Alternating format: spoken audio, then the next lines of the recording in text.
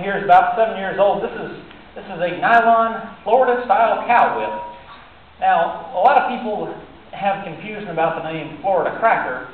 Well, it's because of this style of whip right here. That's where that name came from. It's not a derogatory term. It's not a put down to anybody. As it goes with people like me, it's actually a term of great pride. See, because the old Florida cowboys, they'd sit up there on horseback all day, and this is how they got cows moving from place to place. Now, I will say they had things done right.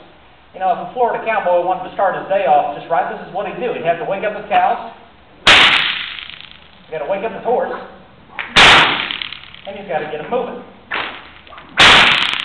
So all together, he's got to wake up the cows, wake up the horse, and get them moving. There we go.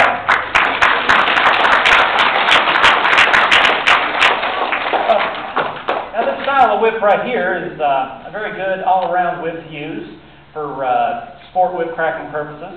It was invented as a work whip because when the cowboys came over from Texas, now other places out west, they had trouble with their bull whips because what would happen with a bull whip, if you really want to make a lot of noise, you got to get it up over your head. Well, you couldn't do that if you were sitting on horseback going through the swamps of Florida. So what you'd have to do is you just drag this whip alongside you on horseback a little bit, just doing this. Or if you wanted to switch it up, you could do this. Give a whip like this to any old boy here in Florida, and he ought to be able to do at least those two things. Now, there are a lot of different whip cracks that can be done. You have what's called the cattleman's crack. You have the sidearm crack. You have over the head. And now we're going to move into where I string a few cracks together. So I'm going to show you what's called figure eight.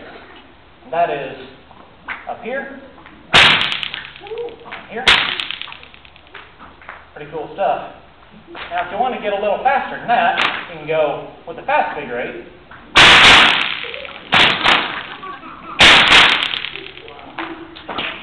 There we go.